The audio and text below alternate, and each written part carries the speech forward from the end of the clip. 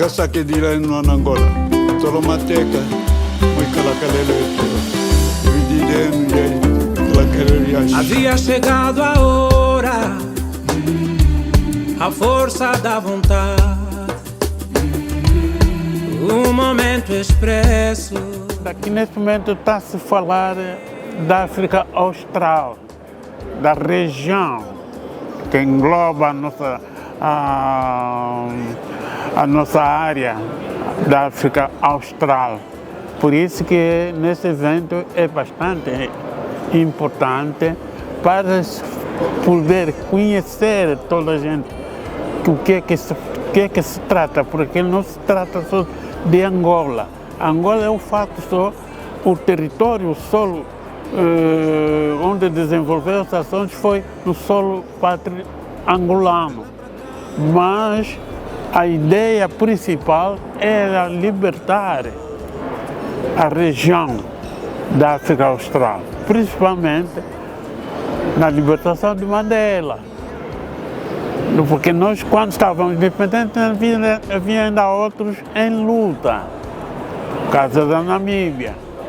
Portanto, isto é um evento bastante importante. Tenho estado a dizer, a Batalha do Cuituquanaval é um conjunto de combates, é um conjunto de ações que tiveram lugar, no entanto, aí desde outubro, novembro de 1987 a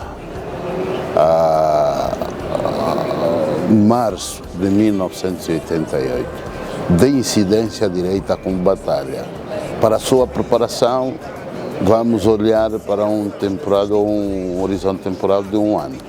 Entretanto, ficaram os colegas, ou foram-se os colegas, enquanto lá estivemos, e ficaram depois de termos abandonado, por vários motivos, a Batalha do Cuituquanaval, porque, afinal de contas, a nossa presença lá foi apenas uma missão a cumprir, por indicação superior, como cidadão, de uma forma geral, naquilo que é patriotismo.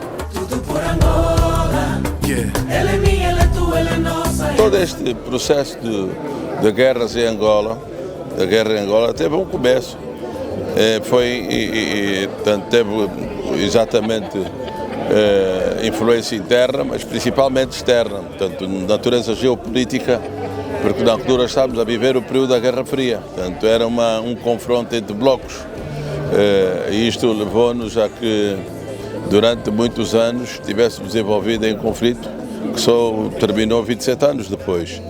Mas no âmbito do Cuituquanaval, portanto, o que é que o Cuituquanaval permitiu? Permitiu, naturalmente, acabar praticamente com os fatores externos que circundavam o nosso processo aqui em Angola, permitiu a implementação da Resolução 435 das Nações Unidas focada à independência da Namíbia, e também permitiu, como podia deixar de ser, acabar com o apartheid e também libertar Nelson Mandela. Portanto, isso foi o grande ganho desta grande batalha do Cuituquanaval. Na altura em que países de expressão portuguesa estavam a lutar para Angola, para os seus países ficarem independentes, tivemos a sorte de estes países da África Austral terem compreendido a necessidade de dar o apoio para que estes países ficassem independentes. E muitos destes países da África Austral também estavam com problema de serem reconhecidos como países como a África do Sul, a Namíbia, a Botsuana, Lesoto, quer dizer, esses países da África Austral que também, apesar de estarem independentes, mas não eram reconhecidos como cidadãos da sua própria pátria e que devem trabalhar para o desenvolvimento das suas populações africanas. Então, depois que os países de expressão portuguesa ficaram independentes, através de alguns países como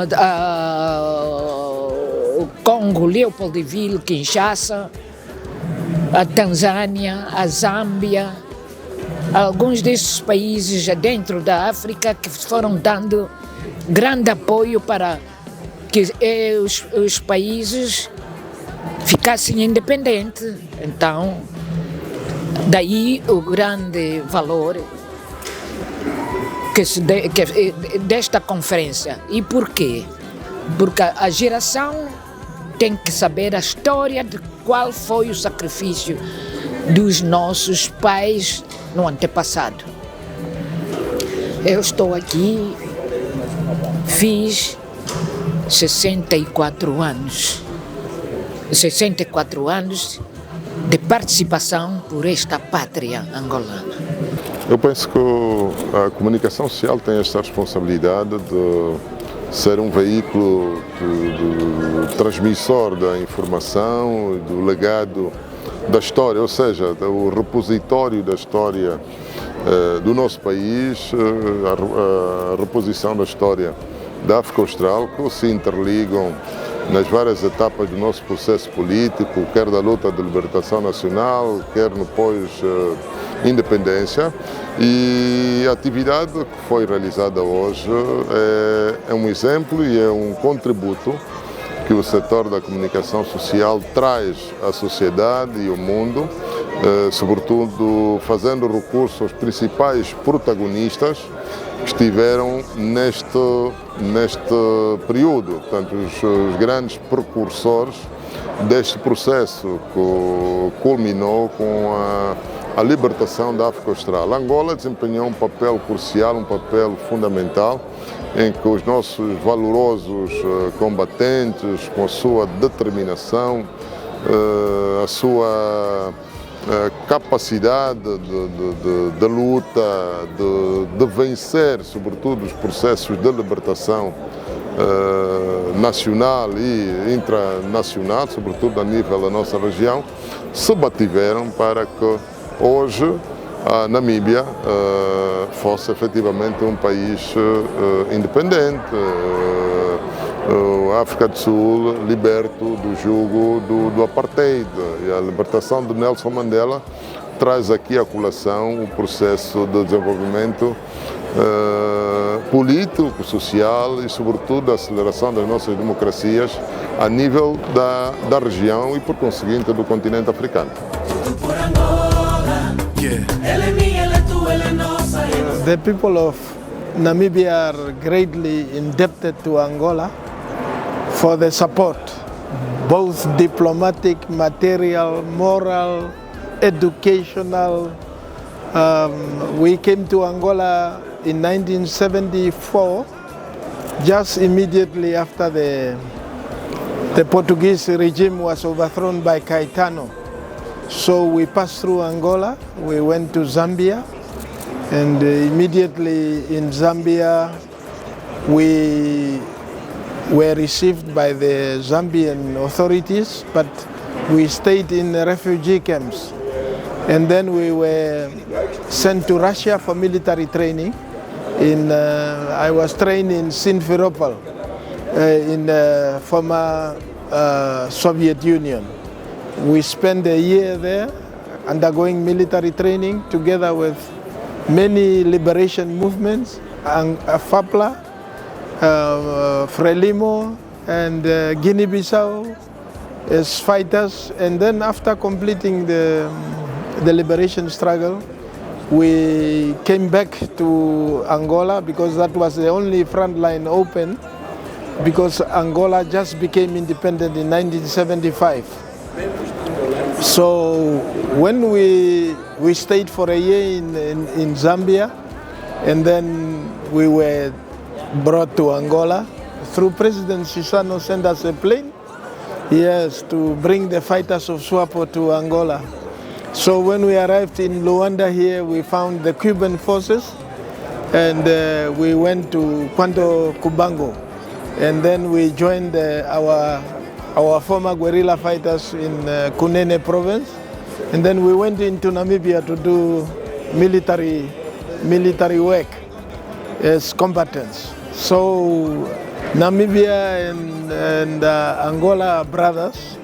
We crossed together many rivers of blood, FABLA used to assist us, giving us food, material, uniforms, and then we go back into Namibia. So it was an exciting time. I think it's a legacy that must be preserved, and the youngsters, the youth must learn about this very historical liberation of Southern Africa.